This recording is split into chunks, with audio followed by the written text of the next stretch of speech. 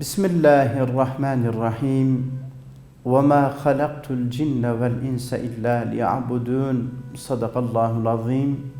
وَقَالَ النَّبِيُّ sallallahu aleyhi ve sellem Ya Bilal, haddithni bi'erca amelin amiltehu fil İslam ila ahiril hadis.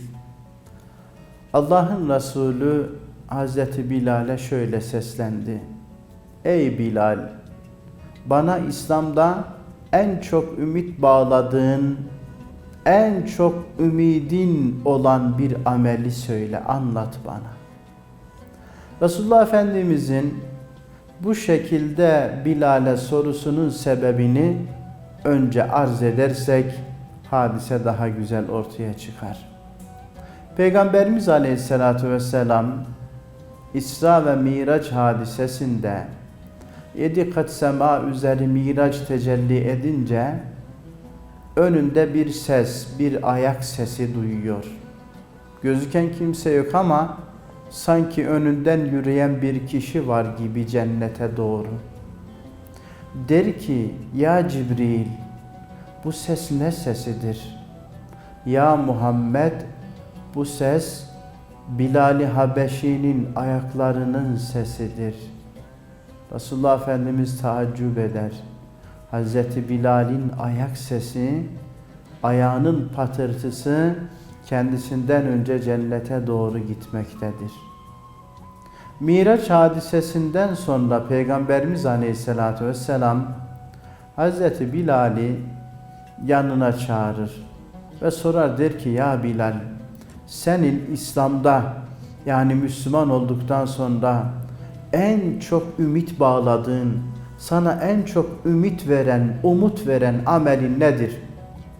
O da der ki ya Resulallah, her an abdestli olmaya gayret ederim. Abdestim bozulur bozulmaz hemen abdestimi tazelerim. Yani sadece namazı bekleyip namaz zamanı abdesti yoksa namaz geldi bir abdest alayım şeklinde değil. Her an abdestli olmaya gayret ederim. Abdest aldıktan sonra da 2 rekat namaz kılarım.